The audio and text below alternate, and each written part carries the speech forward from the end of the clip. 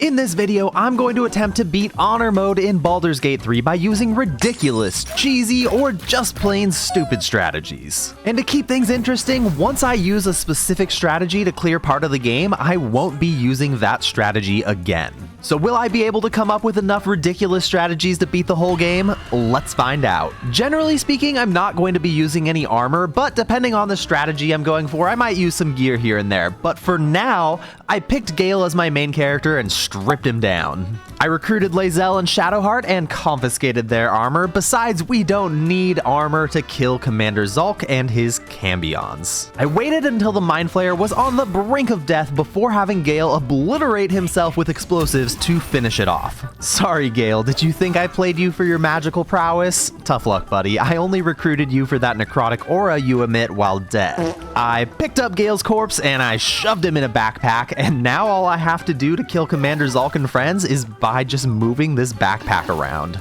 The necrotic aura from Gale's corpse has a small range, and if I move the backpack away from the commander and back over, it deals damage every time I move it. And I can move this backpack as many times as I want, weaponizing Gale's corpse in a way that's probably outlawed by the Geneva Convention.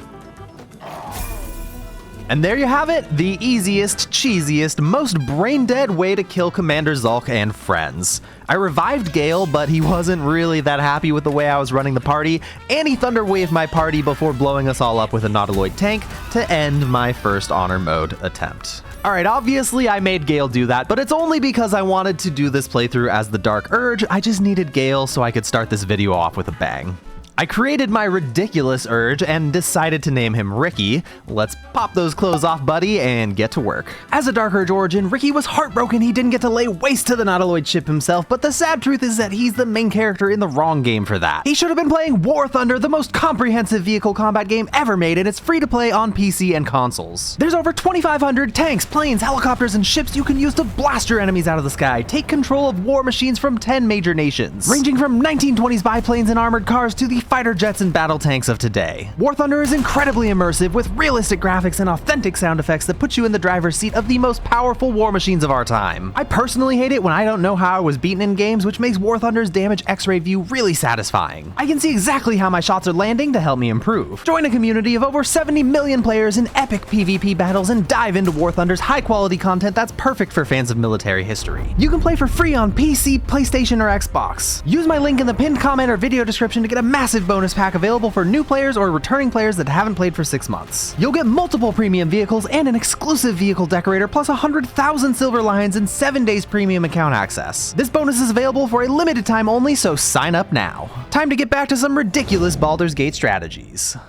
This time I just used command drop to get Commander Zulk's sword, then I picked everything up that wasn't nailed down and charged away, woke up on the beach, ready to start some more trouble. I recruited Shadowheart and Gale, and on the way over to Astarion, Shadowheart found a hurt Mind Flayer and tried to nurse it back to health with a healing spell. Oof, remind me to never let you try to heal me. Fatality. I grabbed Astarion, and this party is ready to conquer the world with the power of our underwear alone. My top priority right now is to release Withers, because if I'm gonna be able to do this run, I need to be able to respec my characters. There's a small army of undead guarding Wither's sarcophagus, but I don't actually need to fight them to kill them. I just need to run like hell. The skeletons chased me into another room where I skillfully set off a trap that almost butchered me before I could leap to safety, but with the trap firing off like crazy, these skeletons are gonna have a hard time killing me. They of course tried to follow me, but were roasted to death by fireballs before they could lay a single bony finger on me. Well, that was pathetic. Sorry bones guarding dusty old trinkets. Now that that's done, I can grab Withers and send him to camp. Just in case you don't know, Withers is a skeleton that hangs out at my camp, and I can pay him to change my class anytime. Now there's a bunch of intellect devourers on the beach, and I thought to myself, you know who would be great at killing these? Probably Zevlor over at the Druid Grove. We'll let him take care of it. So I let the intellect devourers chase me all the way over to the entrance of the Druid Grove, and it turns out that Aridin was doing the same thing with a horde of goblins. You let goblins here? So the Druid Grove has quite a substantial assault on its hands. Zevlor blows the horn to rally the troops, giving everybody 8 temporary health. But come on, why would we only rally them once? I have a better idea. I'm gonna blow the horn constantly, rallying the battlefield after every goblin or intellect devourer attack. You're gonna rally whether you like it or not because you just don't have my permission to die. Since Ricky isn't actually in combat, I can blow the horn as often as I like, and it was only a matter of time before victory was ours with 0 casualties. Now I'm gonna need as much unique gear as possible to keep coming up with unique strategies, so rather than wasting my time pickpocketing, I'm of course going to use the forbidden technique that Larian is really struggling to patch out of this game. I can just sell a pouch to an NPC and then shift click to load it up with the merchant's inventory, then once again shift click and move it all over to my own pouch.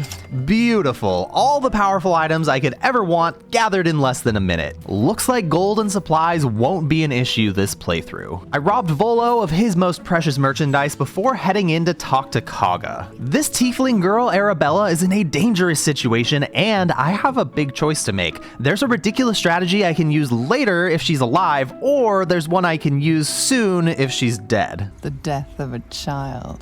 Timeless tragedy that never grows old. Unfortunately for Arabella, the exploit I can use if she's dead is really appealing and hilarious, so I made sure that she died.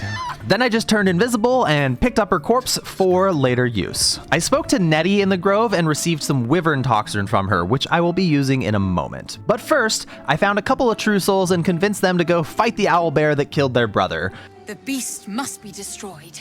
Really, I just wanted them to leave so I could loot Edwin's corpse because he's usually packing some meat. And sure enough, I was able to loot a salami club off of him. This mighty weapon will help me win my next battle. I said goodbye to Astarion for now and recruited Will, and we are off to hunt some grave robbers. The first bunch had the common sense to run off when I told them about the poisonous salami I was about to shove down their throats. Poisonous? What? Yup, we're going to dip my salami in wyvern poison and beat some grave robbers to death with it. But I only have 1 salami, so how will this even work? Who's gonna hold the meat? I'm glad you asked. I respect my 3 companions to Barbarian and turned on Reckless Attack by default, so we'll always have advantage on attack rolls. Then I handed each character a dagger and equipped the salami on Ricky. My 3 companions jumped down the hole into combat, and the game was a little glitchy when I took the plunge, so I didn't really see how it happened, but my party took some decent hits in the first round of combat and got lit on fire. No problem. Ricky can throw a water bottle down on them from above, cooling them off in no time. Then I can just throw some health potions down, healing them all back up to full. Now that they're healed up, it's time to rage.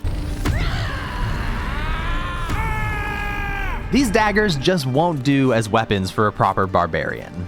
Ricky threw the wyvern poison down on the ground and dipped the salami in it. Now all I have to do is equip one of the daggers my companions is carrying, and it'll swap the poisoned salami right into their hands without costing them an action to equip it. That's right, we're gonna pass my meat around to wipe out all the grave robbers. Whoever's turn it is, I can just swap the salami over to them after poisoning it or lighting it on fire in a torch for bonus damage. The fight was far from easy. Will got pounded hard next turn and was downed, and Gale was left with just 4 health, but Ricky can just keep chucking health potions down the hole anytime my party needs it.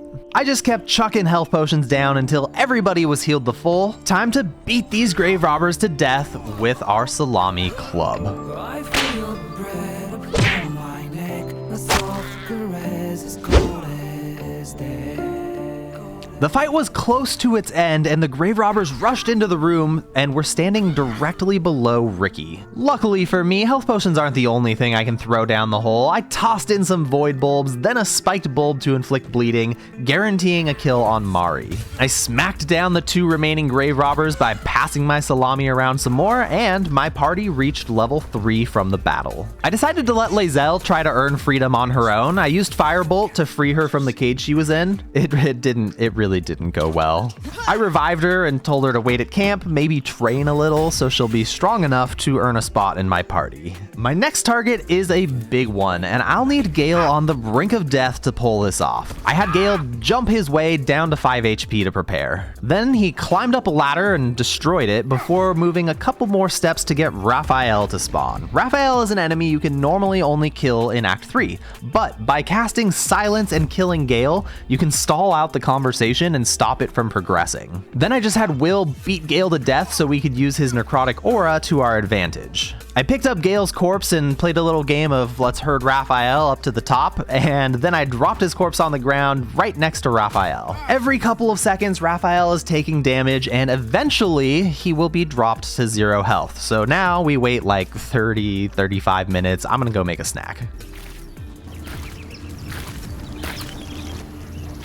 Hey, nice! Raphael is at 0 health. Time to hit him with a non-lethal strike. And this counts as killing him and nets my party 1,400 experience. It also leaves us perfectly prepared to finish him off again near the end of Act 1 to loot his super powerful armor. With that, I nearly skipped my way all the way past level 3, but I still need just a little more experience to make that final push to level 4. So I respec all my characters to Warlocks with Devil's Sight, and I headed to the Blighted Village. I wasn't initially planning on walking through the front door, but all 4 of my characters failed the perception check, and for some reason that made me feel like I just had to walk in. There's an ambush waiting for us here, but since we're all Warlocks, it was not hard to talk my way out of the ambush and level up to 4. Then I headed over and talked to the Ogre Lump the Enlightened and convinced him to aid me in a battle. He gave me a horn that I can use to summon him and friends. With that out of the way, we're going to fight the entire Blighted Village at once. Should be a piece of cake, aside from one small issue. These goblins are shockingly tolerant. Like, after attacking them and disengaging combat, they just completely forgive and forget. These guys do not hold a grudge, they just move on. But that's really not working for me, so I'm gonna need to start fights everywhere at once and bring them all back to a single point to combine all the combats. Ricky attacked the goblins at the windmill, my imps grabbed 2 more groups, and in no time, the combat queue looked like this. Since my warlocks all have Devil's Sight, we can see out of magical darkness, so I covered our entire position in darkness and waited for the goblins to charge. We took out a goblin, but I noticed that the other ones were having a really hard time pathing here, so I decided to have Ricky go stand down on the ground, which made it a lot easier for the goblins to path over, but it also made it easier for them to hit Ricky.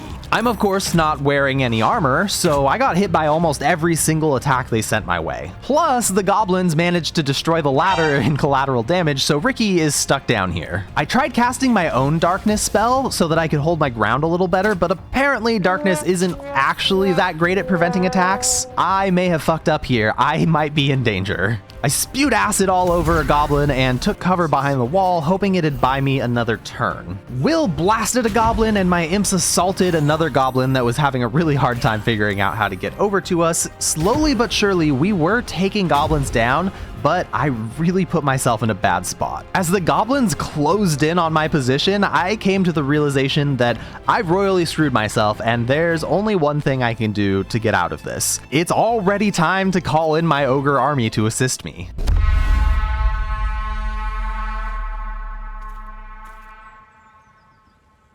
Where are they? It didn't work. Holy shit, it didn't work. Why didn't it work?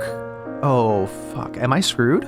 All right, I have a theory. I think that the ogres didn't spawn because there's no way for them to path to me. There's enemies blocking the only path to Ricky, so I'm gonna take a little bit of a risk. I fired an arrow of transposition to teleport to the middle of all the goblins, and I blew the horn again, and thankfully, I was right. The ogres just needed a path that they could use to get to me, and so they spawned in, and I sprinted over to them in hopes that they'll save me. To flood the battlefield with even more targets, I had Will throw an egg sack to spawn in a bunch of spiders.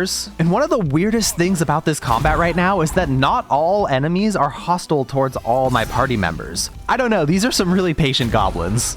It was finally the ogres' turns, and they just started smashing the battlefield to pieces. With the ogres pounding goblins left and right, and my spiders taking a bunch of hits, the battle was finally heading in the right direction. Fezark tossed a bomb and tried to blow up my ogre squad, but the damage wasn't even close to enough. They slapped him back for 15, and my spiders ate yet another spell and ranged attack. They were all wiped out, but they did their job wonderfully. One of the ogres finished Fezzik off, and that caused a ton of other goblins to run in terror. Clearly, I arrived here today with the better army. My imps finished off the last goblin, and the combat came to an end. We took on the entire Blighted Village at once and came out on top. Plus, I even managed to convince the ogres to join me for another battle, telling them I would totally pay them 1,000 gold once it was over. Scout's honor, for real, I got you guys. Although, to be honest, they really should be paying me for the opportunity that I'm about to present them with, but more on that in a moment. I sent Shadowheart back to camp and recruited Karlach instead because I need a barbarian for this next bit. Oh shoot, I almost forgot. Close off Karlach. This party rarely wears armor, but we definitely don't need it right now. I sent Karlach a ton of crap to heavily encumber her, which causes skill checks to have disadvantage. Why do I need to have disadvantage, you ask? Well, it's because I want to make fun of Grukaw here for his puny rutting, but I also want him to feel bold enough to fight back instead of just run away. Grukaw here was banging his ogre smash piece, and I'm going to give him a chance to show just how strong and virile he is. Puny? I'll show you, puny! By calling in a few eligible bachelors for him to test his might against. Come on down, boys. May the most powerful lover win. Oh, holy shit. Grukaw just clapped with a critical hit. Damn, and he dodged the slam attack. Maybe he's more strong and virile than I was giving him credit for. Butters is on Grukaw's side and smashed an ogre, but took a hit right back. But on her next turn, she slapped a critical hit in for 30 damage. Grukaw kept on pumping damage in, but he got really pissed off when his smash piece was murdered. He took some attacks like a champ and put down another one of the ogres, but in the end, 2 against 3 just wasn't a fair fight. Grukaw went down and Lump stood tall as our victor today. And as the victor, he demanded his payout, and with Butters dead, there's no eligible bachelorette for me to present to him, so I guess I could have also just paid him, but I decided to go for a once-in-a-lifetime deception check. I need a nat 20. Can I get it? No. No, I cannot. Welp, I guess we're fighting. I put my blasting squad in position, and we started killing Lump, except that all of a sudden he just vanished and the fight ended. I have no idea what just happened. I tried blowing the horn again to call him back, but he's gone, so I guess I won't be getting the Headband of Intellect this run. I didn't have any big plans to use it, I don't think, so it's probably fine. Since Karlach is in the party, I need to take down the Paladins of Tyr. Greetings, motherfucker. Ready to die? Well, things didn't exactly go my way. Karlach was obliterated immediately. All right, let's go revive her and give it another go. I decided that to fight against paladins, I would use a couple of paladins of my own, and I thunderously smited a lady off the cliff to end her. Now, this was my battle strategy. I wanted to do it to the others, but unfortunately, sometimes the fight outcomes I'm looking for just aren't going to happen. The others succeeded their saving throws against my knockback attempts, and I did wipe them all out, just not quite the way I wanted to, but hey, at least Karlach got her revenge. Fighting the gnolls can be surprisingly dangerous, and I didn't want to take my chances with multiple encounters against them, so I decided to just do one encounter and fight them all at once. Totally makes sense. Shadowheart pissed off some newborn gnolls and took off running towards the cave where the rest of my party was. Rugen and Ollie here are backed into a corner, throwing Alchemist's Fire to fend the gnolls off, and they've got the right idea. I decided to create one massive spike growth at the cave entrance and let the gnolls come to me. Now, my party members had the good sense to stay out of line of sight of the gnolls, but Rugen and Ollie, not so much. Ollie went down first, melted by an acid arrow. Not a great way to go.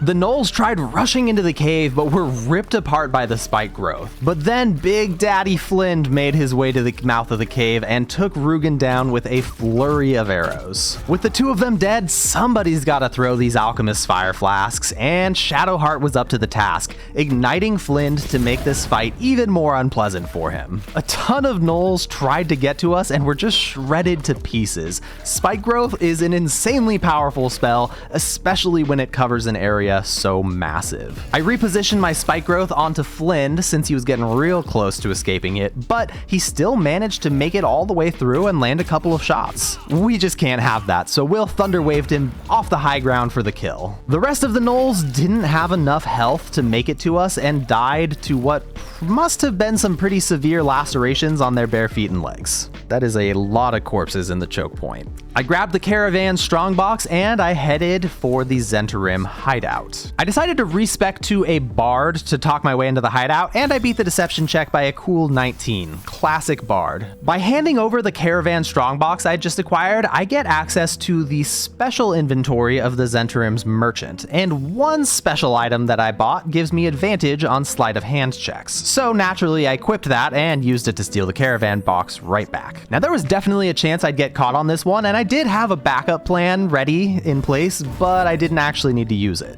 In the back of the Zhentarim hideout, there's a couple more chests I wanted to steal, so I transformed into a badger and burrowed under the locked gates so I could steal all of their chests. Now, if we're being really honest, I definitely should have been found out, and I just got ridiculously lucky, but hey, all that matters is that I got away with it. I decided to mix my party up a bit, and I brought Karlach, Astarion, and Lae'zel along. While I was leveling them up, I took the opportunity to stock up on strength elixirs from Auntie Ethel. Anytime I level a character up, the merchants all refresh their inventory, so I was able to purchase dozens of strength elixirs. All of my characters are now respec'd as arcane tricksters, and we are going to wipe out the outdoor portion of the Goblin Camp. I positioned all my party members up at the high ground, and my arcane tricksters each summoned their mage hand. Each of the mage hands drank a strength elixir somehow. They don't have mouths, they don't have stomachs, they drank a strength elixir. We don't question it. Then I dropped off an excessive number of throwing weapons for them. With the strength elixirs, my mage hands can cover the entire courtyard. To kick this party off, I poisoned the punch bowl to thin out the goblins' numbers and piss them off. My mage hands rained death down on the goblins from above, hucking javelins for massive damage. My rogues fired off a couple arrows of their own, and in no time, we had wiped out all life in the area. There were a couple more sleeping up top, so we murdered them too. I took every single weapon that I had thrown for this encounter and lined them all up. Not bad, mage hands, not bad at all. I have a very specific plan for taking down the inside of the Goblin Camp, but I need to be level 5 first. So I headed down to the Underdark to do a little bit of killing and gain some experience. And I decided I was going to try to get the Spectator to fight the Boule. I made my party into sorcerers and converted all of my level 1 spell slots into sorcery points. Then I just took a shot at one of the petrified drow to get the Spectator to spawn in without me being pulled into combat right away. When the Spectator was patrolling in the perfect position, I snuck up on it and I used Gust of Wind to yeet it off the ledge. Gust of Wind requires a strength saving throw, and the Spectator is terrible at those. Plus, as a sorcerer, I can force the Spectator to roll saving throws with disadvantage, making my spell extremely likely to hit. I strategically brought my party members into the fight one at a time and pushed the Spectator away with Gust of Wind 5 times before it could even take a turn. And I landed it right where the Boule is going to spawn in. When the Boule arrived on the scene, I rushed Karlach into range to get it to join the fight. Well, I guess I took a little too long or something, because as soon as it had a turn, this motherfucker burrowed away. Are you fucking kidding me? Dude, I hate this thing. I hate you so much. Do you have any idea how much effort I put into setting up an epic battle between you and the Spectator? Oh my gosh. Alright, so how do 4 sorcerers that are completely out of spell slots and sorcery points defeat a Spectator? I used what few spell slots I had left to hit it with some Scorching Rays, and the damage was alright, but it's not enough. I don't have the firepower to win this fight. Not fairly anyways. The fight was going very poorly. Ricky was down, Lae'zel was down, Astarion's out of spell slots, but the Spectator made a fatal error. It ended its turn next to a vent that was blocked by a backpack. Look, I wasn't planning on winning the fight this way, but sometimes you gotta do what you gotta do. Astarion stood just out of range of the poisonous gas, moving a backpack onto and off of the vent. Each time it was uncovered, it spewed noxious gas that damaged the spectator. Eventually, I had moved the backpack around enough times to completely murder this thing. I am still very pissed off at the Boule for ruining my epic fight, and I can't wait to murder that asshole. But my squad was exhausted, so we took a long rest, and during the rest, I let Volo gouge out Ricky's eye and replace it with a magic one that has sea invisibility. I didn't have a plan on what to do with the Boule, so I just decided to blast the hell out of it with Scorching Ray. We're already all spec'd as sorcerers, so my sorcerers just got up on the high ground and blasted it again and again until they were out of spell slots. Then I used my sorcery points to make more spell slots and blasted it even more. Eventually I was completely out of second level spell slots, so I finished this jerk off with a magic missile. Seriously, any video I've ever made, this guy's the biggest coward, never cooperates, never behaves himself, doesn't ever do what I want him to do. Alright, rant over, time for another long rest. The Dark Urge's butler showed up and gave me my Deathstalker mantle, which turns me invisible after getting a kill. I'll be using that a little later, but for now, it's time to bring this stupid Boule back on my side. I recruited the mushroom companion Glut from the Myconid colony and reanimated the Boule as my spore servant. Then I sent it out into the Underdark to massacre a bunch of hook whores for me. And once that fight was over, I yeeted it off a cliff to finish it off for good. After all, I have a much more important spore servant to raise now. It is time for Arabella's revenge. Never in Kaga's wildest dreams could she have seen this one coming. I had Glut turn Arabella's corpse into a spore servant. Then I put a flail on the ground and Arabella equipped it. Normally, you can't get spore servants out of the Underdark, but if I have Shadowheart talk to Glut, it'll block his dialogue to stop me from carrying a spore servant out. So all I have to do is use Arabella as an improvised weapon and fast travel while carrying her, and voila! Spore servant Arabella is ready to assault the Druid Grove. You might be wondering, how much damage can a little tiefling really do against a bunch of powerful druids? I mean, she's at 5 hit points right now. And the answer to that question is as much damage as she wants, because in Baldur's Gate 3, most children are completely exempt from turn-based combat. And this creates a wonderful exploit for our spore servant Arabella. I had Ricky start combat with the Shadow Druids, and then I brought Arabella in. But Arabella can't join combat, which means she's free to run around the battlefield smacking whatever she wants, and there's nothing anybody can do about it. I gave Arabella a strength elixir to drink so she'd have just a little more power behind each swing. Then Arabella ran around murdering all the Shadow Druids for me while they were powerless to stop her. Arabella's murder spree leveled my party up to 5, and for good measure, I had Arabella toss Kaga's corpse around a couple times just to make sure she's really dead. Now that my party's level 5, I am ready to infest the interior of the Goblin Camp with an ungodly number of spiders. With 2 levels in Druid and 3 levels as a Beast Companion Ranger, I can summon a Spider Familiar, I can summon a Spider Companion, and I can transform into a spider myself. We're going to assault the Goblin Camp as an army of spiders. In the first room of the Goblin Camp, I covered my enemies in webs and poison, murdering everything in sight, but we did take a lot of damage, and I lost all of my Find Familiar spiders in the battle, so it's clear we're gonna need to recruit some more spiders. Lucky for me, there's 2 very powerful spiders locked up in the Goblin Camp, and I can speak to them while in spider form, which makes sense. I just barely convinced them to go and eat some goblins. Fight! Someone let the crawlies out! Fight! Fight! Fight! Someone let the crawlies out! Fight! Fight! Fight! Someone let the crawlies out! Fight! Fight! Fight! Someone let the crawlies out! Fight! Fight! Someone let the crawlies out! I I lost both of my new spider friends in the battle, but we cleared out a very large room of goblins with their help, and I will be forever grateful for the time we had together. Unfortunately, I just don't think a spider army is going to be the right choice going forward from here, but there's another option. Time to summon bear companions and transform my druids into bears and team up with Halsin to purge the rest of the camp.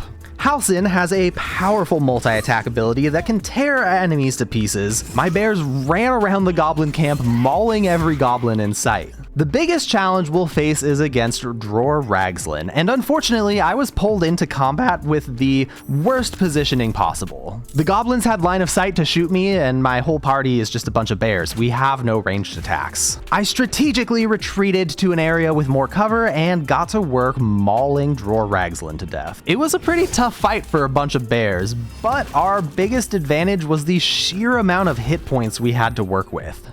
Plus, I could even resummon my bear companions and transform back into bear form as a druid if I got knocked out of it to flood the battlefield with even more hit points. Dror Ragzlin pounded my bears, but he is very near death, and with a 91% chance to hit, it is time to finish him off. Miss and miss. Amazing. Clearly, the game just wanted Halsin to get the final blow, so he ran up and clapped Dror Ragzlin with a critical hit to finish him off. I had a little bit of a challenge finishing the final goblin because he was up at high ground, but my bears scaled the ladder and delivered the final blow. The only enemy left in the goblin camp to take down is Minthara. Despite giving it her best effort, Minthara stood no chance against my army of bears. Halsin landed yet another critical strike final blow. The goblin camp has been completely dismantled by spiders and bears, except for this fucking scrying eye, which I just couldn't hurt. I had to use my pathetic human form to shove it into a chasm.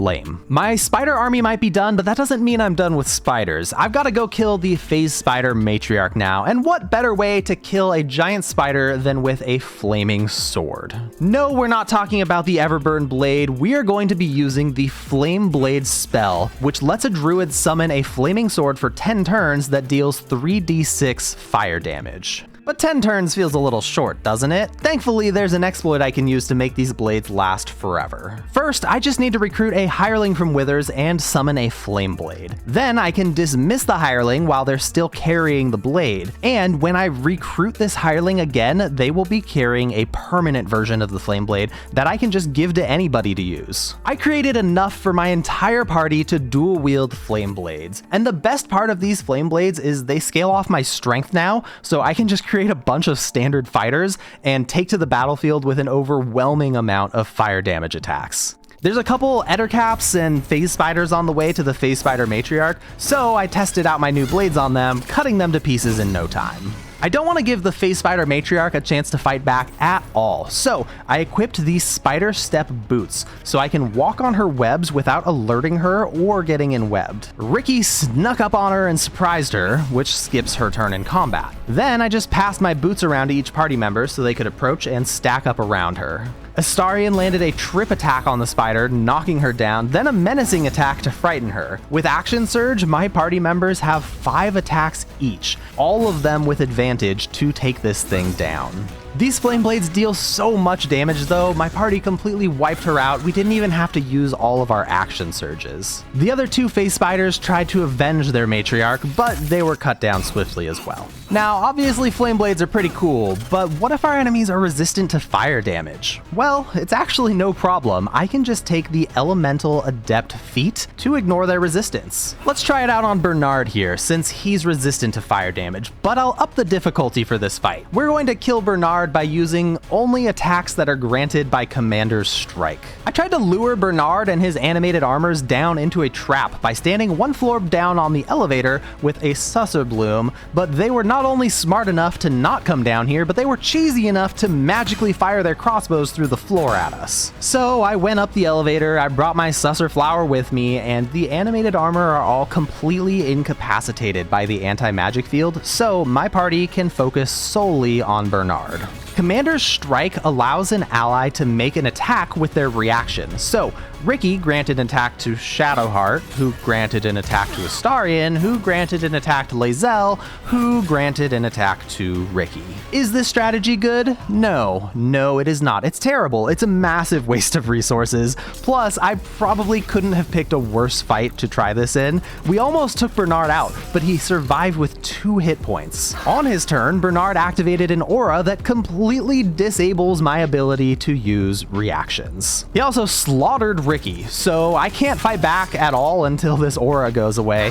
because the attack granted by Commander Strike is a reaction. Bernard tried to take out Shadowheart, but she survived and I was able to help her up next turn, and finally Bernard's aura came to an end, stunning him. Almost completely out of superiority dice, Astarion landed a hit, taking down Bernard and winning this fight. It took a while to finish off the rest of the animated armor, but since they can't fight back at all, it was obviously not a problem. Now this next fight just didn't come together at all. The whole thing was a mess, but that's just how it goes sometimes. I created a Susur dagger that silences enemies, and I headed off to kill the Harpies. I thought it would be fun to silence their song by hitting them with the dagger, but I mostly just ended up surrounded by Harpies and had to attack the ones that were right on top of me, but whatever. If I'm being completely honest, I'm mostly just here to collect their corpses. And I presented their corpses to Glut, along with some phase spider corpses and ettercaps. I had no idea which variety of monstrosity would be my hero in this fight, but I decided to just try them all out. We're going to assault the Dwergar on the beach with an army of fungal monstrosities. I flew a harpy down and started singing its luring song. I was hoping that maybe it would pull the Dwergar into combat and out of stealth, but since they're neutral to me right now, it did nothing. Bummer. I fired off a shot at an invisible Dwergar from above to kick things off. My party consists of a bunch of rangers that are gonna just provide basic crossbow shots from above,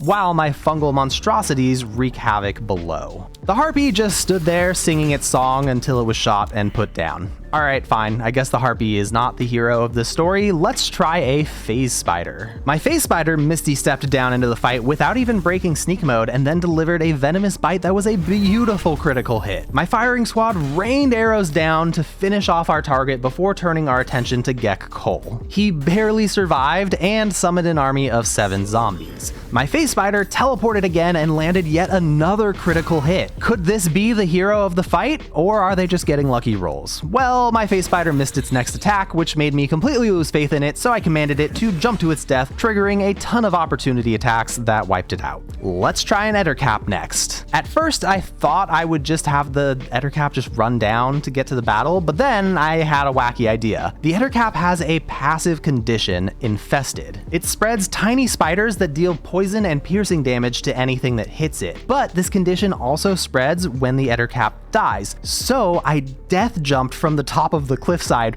right into the middle of a bunch of zombies, and sure enough, they were all infested.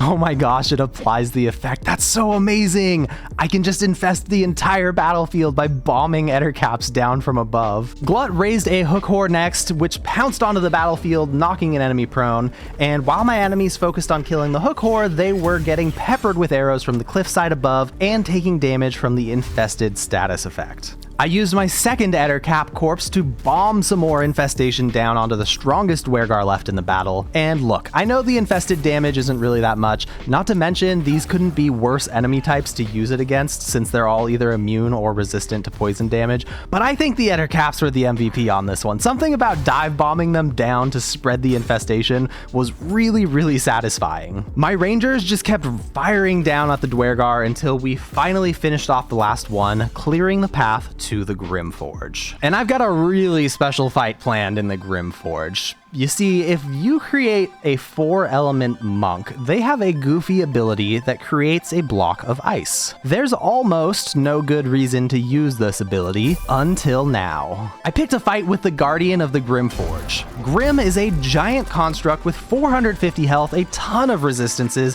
and a legendary action that makes it really difficult to fight at close range. Grim's only weakness is to bludgeoning damage, and that's only while Grim is superheated by lava. But I've planned out a way to cool Grim down. I lured this golem over to the edge of the battlefield, and then I turned on the Ice Maker.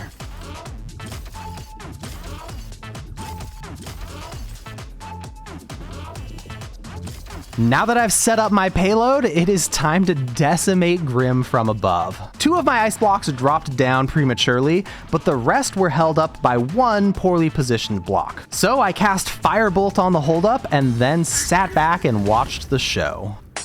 Yes, it worked. Oh my gosh, that was amazing. I was a little worried when the ice tower got stuck, but that was so worth it. Oh my gosh, I'm so glad that worked.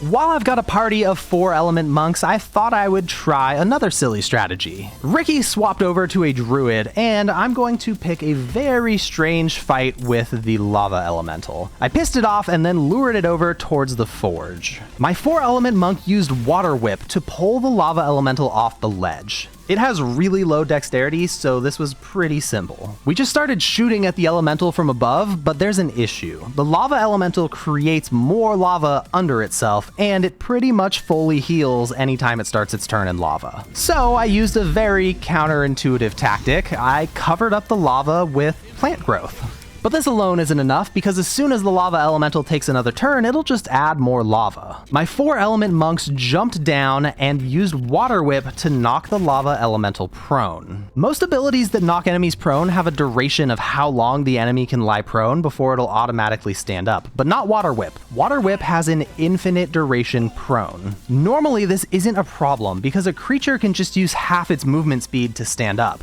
But with plant growth on the ground, the lava elemental's movement speed has been quartered. It literally doesn't have enough movement speed to stand back up. For as long as the plant growth effect is on the lava elemental, it'll never get to take another turn. I skipped a bunch of turns in a row, and as you can see, this is a genuine I've fallen and I can't get up situation. All that's left is to punch the lava elemental to death with my monks. Permanently knocking enemies prone is overpowered. Maybe 4 element monks aren't the worst monk subclass? Just kidding, yes they are, but they definitely have their moments.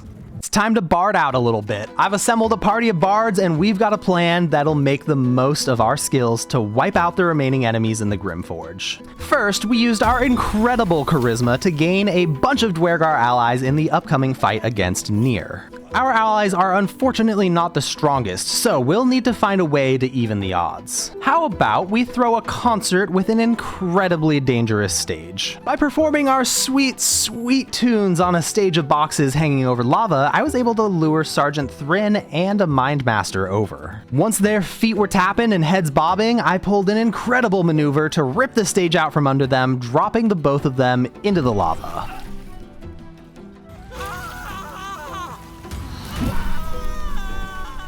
I used a little street magic to attract a new audience and lured 3 more of them into my trap, although only 2 dropped off into the lava. But still, that's 4 down without rousing any suspicion. I dare say this coup is off to a strong start. I grabbed some smoke powder barrels from the Goblin Camp, and I came back to detonate the rubble, freeing Nier. Then I bardically inspired my allies to help them strike true in the fight. Tragically, Nier has a monstrous turn, killing one and knocking another into lava, but nevertheless, our fierce allies won the day with a magic missile and a crossbow bolt. Beautifully done. Although all that heroism shown by our allies emboldened my bards, they felt strong enough to take on the next fight themselves. Kind of. Ricky found a trio of mimics that ambushed him and stole his weapon. Just like I learned from Volo, I promptly turned invisible and ran like hell. The mimics were surprised when I came back for more, and ironically, Ricky was also surprised that he came back for more. Everybody skipped their first turn in combat. Then Ricky shouted another insult before sprinting up the cliffside to regroup with his party. And now this party of bards is going to shout insults down at the mimics until they literally just stop living from the emotional damage. I picked out a few of my favorite insults to show you how the fight went. Thine eyes, pools of tepid pits, sharp as a pig's testicle. Back to the acres they spat you out. Cuckold-courting curmudgeon. With the final mimic on its last legs, my bards got a little too brave and stood right on the edge of the cliffside. And Shadowheart was yeeted clean off. Thankfully, the other bards stayed up high, shouting scathing remarks down at the mimic. Did your idiot mother betroth you? And Shadowheart dealt the final blow. Toenail tasting. Upon inspecting the loot, I found some bard gear. I guess we weren't the first bards to try this, but we were the first to succeed, and that's all that matters. Remember a long time ago when I sent some NPCs to go to the Owlbear Den? Well, it's time to go help them defeat the Owlbears. But first, I spoke to the Owlbears and I noticed this one-eyed dialogue option. The Owlbear wasn't really impressed by the fact that both of us only have one eye, but I thought it was kind of cool, and it was at that moment that I decided not to kill the Owlbear and instead deliver them a feast. I used Minor Illusion to bring the two groups together and then simply watched while the Owlbears made a meal out of Brenna and Andric. The whole Owlbear family is together, and my Dark Urge gained inspiration for reuniting Brenna and Andric with their fallen companion. This feels right. The hag is my next target, and before I get to her, I encountered her mask slaves. I decided to just toss in my spectator in a flask and let it go to work for me. Sure enough, it wiped the lot of them out without much trouble at all. My party still consists of mostly bards, so we spammed dissonant whispers on the spectator while standing out of line of sight. Since we can use cutting words to reduce the spectator's saving throws, it had no chance of resisting the frightened effect,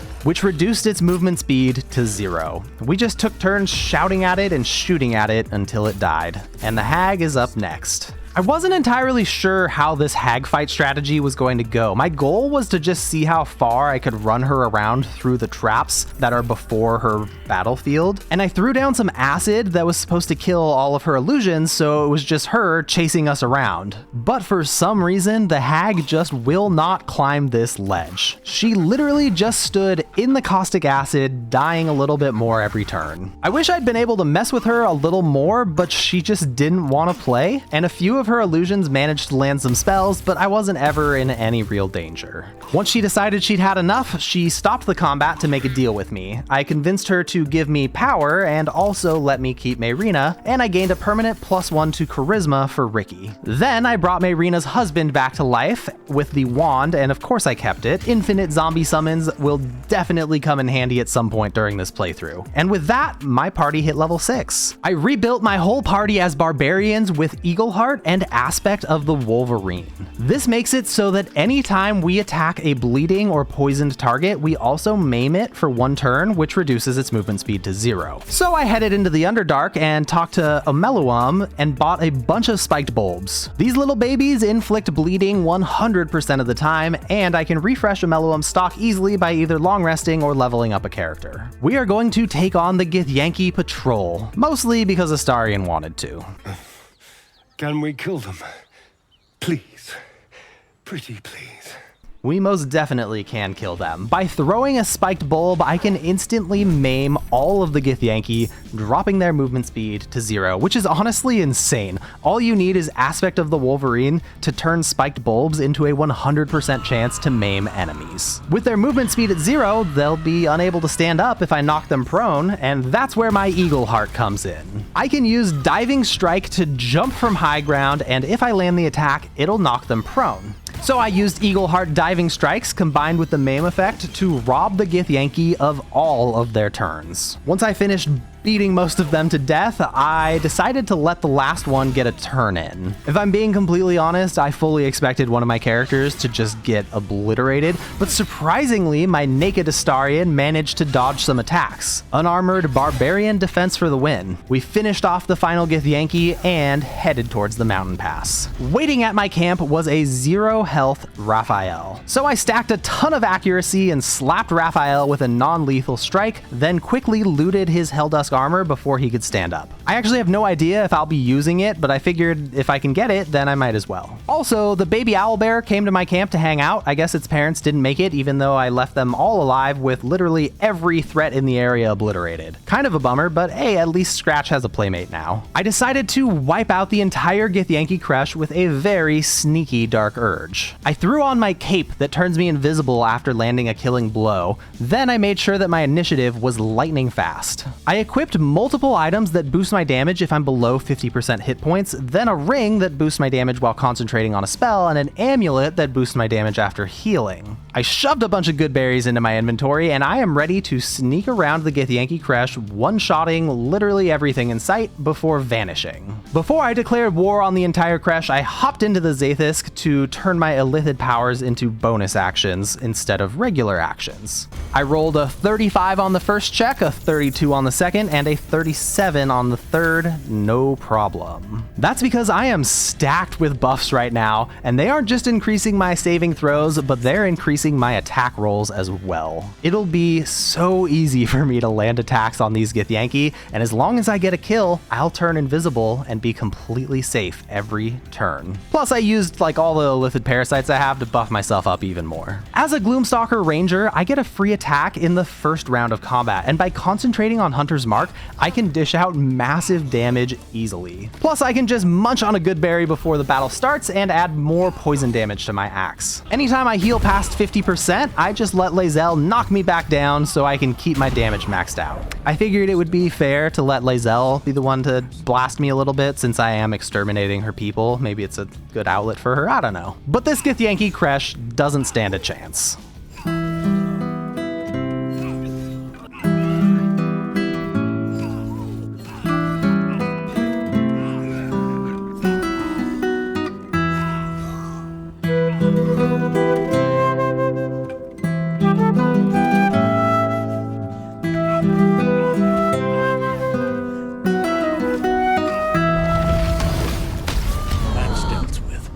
There's only one fight left in the Kresh, and I decided to mix things up a little and exploit my enemies to death. I discovered a ridiculous exploit that I showed off in another video where you can activate the Boots of Stormy Clamor by using Fowler Aluve's Sword Shriek aura. By simply walking back and forth near an enemy, you can continuously add stacks of reverberation to enemies. All you have to do is put on the Sentient Amulet and try to talk to it after each time you add stacks of reverberation to an enemy. Then, when they get 5 stacks, they'll take thunder damage. For some reason, trying to talk to the amulet tricks the game into letting me apply stacks multiple times, because normally you can only do it once per turn.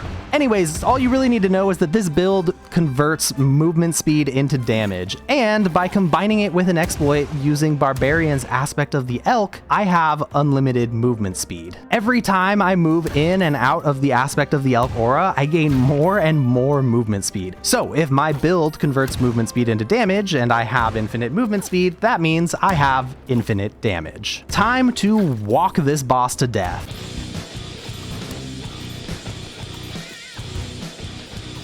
Oh, nice. I got an inspiration for killing 5 enemies in a single round. The final group of enemies I'll face before going to Act 2 will be these undead in the mountain pass. I put Shadowheart in the middle of them and cast Sanctuary so they couldn't kill her. They all grouped up right around her though, so it's time to give Shadowheart a little shower while killing the undead at the same time. I just blasted them all with holy water again and again and again, and I killed the last Death Shepherd, and my party reached level 7 from this battle. Thanks again to War Thunder, which you can play on PlayStation, Xbox, or PC. Don't forget to click my link in the pinned comment to download War Thunder for free and snag yourself a ton of starting bonuses. We're officially ready to enter Act 2, where I have even more ridiculous strategies planned to torture my enemies with. Bye bye, see you next time.